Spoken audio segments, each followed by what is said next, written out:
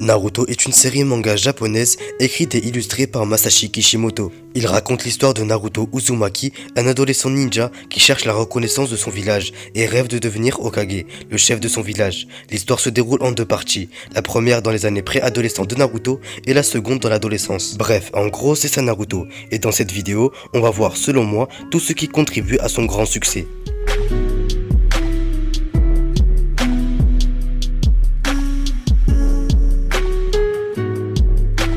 C'est une part grâce au développement impressionnant des personnages sur lequel s'est concentré l'auteur tout au long de la série.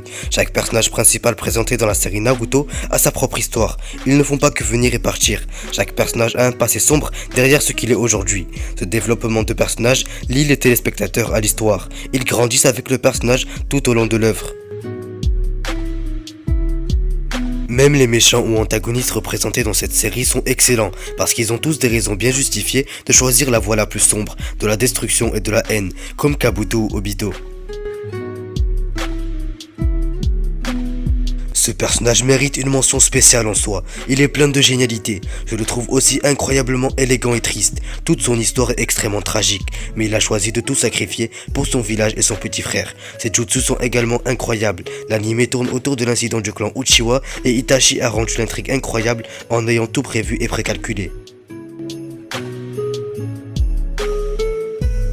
Beaucoup d'animés ne se concentrent pas sur le développement des personnages secondaires, et c'est là qu'il manque le plus. La série Naruto gagne ici. Personnellement, j'aime le personnage représenté par Kakashi Hatake. Il a été montré comme un sensei moralement juste, aimable, compréhensif, intelligent, fiable et évolutif tout au long de la série. Il a été témoin de moments difficiles et de pertes, et il en est ressorti indemne, à la fois physiquement et moralement. Beaucoup de personnes adorent son histoire. Presque tous les personnages ont leur propre style de combat. Ils ont développé une grande variété de jutsu qui a été expliquée par des mots simples pour la compréhension. Sans cette simplicité, les personnages animés sembleraient simplement surchargés de pouvoir et ne susciteraient pas autant d'intérêt que la série Naruto.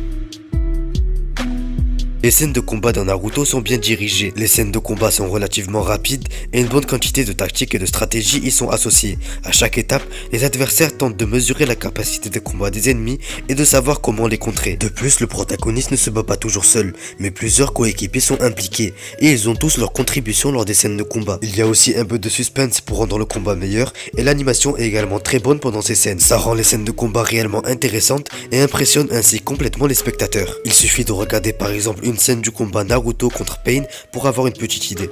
Bref, c'est la fin de la vidéo, n'hésitez pas à me dire en commentaire ce que vous pensez de Naruto et de ce qui fait son grand succès. Pour moi, c'est tout simplement une œuvre incroyable et qui a inspiré pas mal de monde et qui mérite totalement son succès. Allez, sur ce, c'était Raifi, sayonara.